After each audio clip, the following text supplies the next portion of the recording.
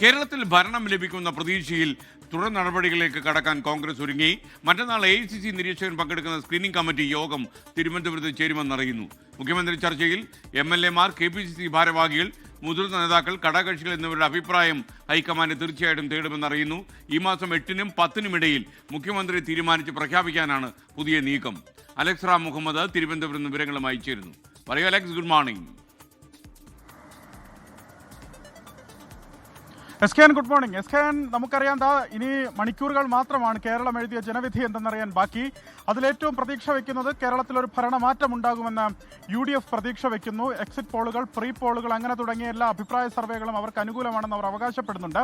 ഏതാണ്ട് 80 മുതൽ 90 വരെയൊക്കെയുള്ള സീറ്റ് അവരുടെ പ്രതീക്ഷയിലുണ്ട്. ഒരു വലിയ തരംഗമുണ്ടായാൽ അതിലപ്പുറം പ്രതിപക്ഷ നേതാവ് പറഞ്ഞതുപോലെ 100-ന് മുകളിലേക്ക് സീറ്റിൽ UDF അധികാരത്തിലെത്തുമെന്ന കണക്കിലാണ് അവർ മുന്നോട്ട് പോകുന്നത്. ഇതിലേറ്റവും പ്രധാനപ്പെട്ട കാര്യം ഭരണം ഉറപ്പിച്ച് കോൺഗ്രസ് മുന്നോട്ട് പോകുന്നു എന്നുള്ളതാണ്.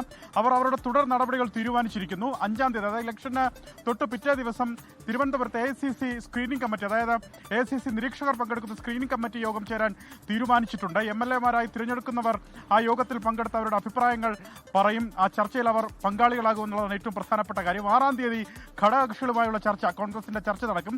പ്രധാനമായി ആരാകണം മുഖ്യമന്ത്രി എന്നത് സംബന്ധിച്ച് ചർച്ചയായിരിക്കും. അതുപോലെ മന്ത്രിസഭയിലേക്ക് ആരൊക്കെ വരണം എന്നുള്ളത് സംബന്ധിച്ചൊക്കെ ചർച്ചയായിരിക്കും ആ ഘട്ടത്തിൽ നടക്കുക എന്നറിയുന്നു. 7-ാം തീയതി കേരളത്തിലെ കോൺഗ്രസിലെ മുതിർന്ന നേതാക്കൾ ഡൽഹിയിലേക്ക് പോകും. അവിടെ ഹൈക്കമാൻഡുമായി ചർച്ച 7-ാം തീയതി നിശ്ചയിച്ചിരിക്കുന്നു. 8-നും 10-നും ഇടയിൽ കേരളത്തിൽ UDF-ന്റെ മുഖ്യമന്ത്രി ആരാണ് എന്ന ഹൈക്കമാൻഡിന്റെ തീരുമാനം വരുമെന്നുള്ളതാണ് അറിയുന്നത്. ചിലപ്പോൾ ഈ പറഞ്ഞ തീയതിയിൽ ചിലപ്പോൾ ഒരു ദിവസം മുന്നോട്ട് പോകാനുള്ള സാധ്യതയും നേതാക്കൾ പറയുന്നുണ്ട്. 5 എന്നുള്ളത് ഒരു പക്ഷേ 6 ആയിരിക്കും. പക്ഷേ 10-ാം തീയതിക്കുള്ളിൽ മുഖ്യമന്ത്രിയെ പ്രഖ്യാപിക്കും എന്നുള്ള തീരുമാനത്തിൽ അവർ ഉറച്ചു നിൽക്കുന്നുണ്ട്. 3 പേരിൽ മാത്രം, നിലവിൽ നമുക്കറിയാം 3 പേരാണ് കോൺഗ്രസിന്റെ മുഖ്യമന്ത്രി സ്ഥാനത്തേക്ക്, UDF-ന്റെ മുഖ്യമന്ത്രി സ്ഥാനത്തേക്ക് ഉയർത്തിക്കാണിക്കുന്നത്. Ramesh Chennithala, VD സതീശനൊപ്പം KC Venugopal. എന്തിന് 3 പേരുകൾ മാത്രം ചർച്ച ചെയ്യുന്നു? കൂടുതൽ പേരുകൾ പരിഗണനയ്ക്ക് വരട്ടെ എന്ന നിലപാടിലാണ് AICC എന്നറിയുന്നു.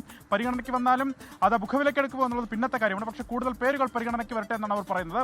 വനിതാ പ്രാതിനിധ്യം വരട്ടെ, യുവ പ്രാതിനിധ്യം വരട്ടെ, അത്തരം പരിഗണനയ്ക്കെന്നും AICC അഭിപ്രായപ്പെടുന്നുണ്ട്. മറ്റൊരു പ്രധാനപ്പെട്ട കാര്യം കൂടിയുണ്ട്. തിരഞ്ഞെടുപ്പ് കഴിഞ്ഞ് കോൺഗ്രസിന് ഭൂരിപക്ഷം ലഭിക്കുകയാണെങ്കിൽ തങ്ങളുടെ നേതാവ് ഇന്നയാളാണ് എന്ന് പറഞ്ഞുകൊണ്ട് ഒരു നേതാവിനായി തെരുവിലിറങ്ങാൻ അനുവദിക്കില്ല എന്ന കർശന നിലപാടിലുമാണ് AICC.